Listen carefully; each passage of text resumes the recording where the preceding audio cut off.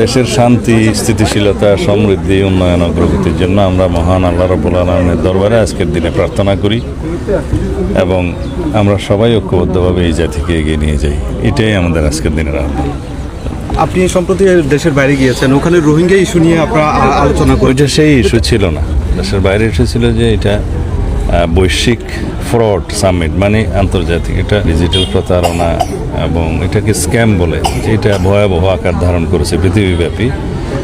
সেটার একটা বিশ্ব সম্মেলন হয়েছিল গ্লোবাল সামিট বলে, গ্লোবাল সামিট অন ফ্রড। এটা জাতিসংঘের তত্ত্বাবধানে হয়েছিল। তা আমি আমার দেশকে প্রতিনিধিত্ব করতে গিয়েছিলাম।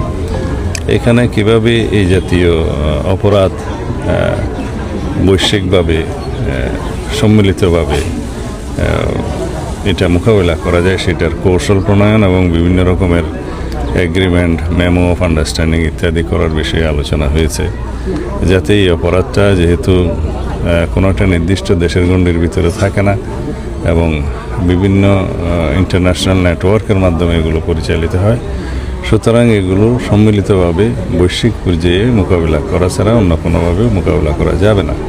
তো সেই জন্য এটা জাতিসংঘের তত্ত্বাবধানে এই সম্মেলনটা হয়েছে। তো বৈশ্বিকভাবে সেটা ফ্রড, স্ক্যাম বা বিভিন্ন রকমের সেরকম অপরাধ যাতে মোকাবিলা করা যায় সেই জন্য কৌশল প্রণয়ন করা হয়েছে। রোহিঙ্গা প্রত্যাবাসন আসলে আপনার কোনো সেটা ডিফারেন্ট ইস্যু, সেটা তো আমাদের আছেই।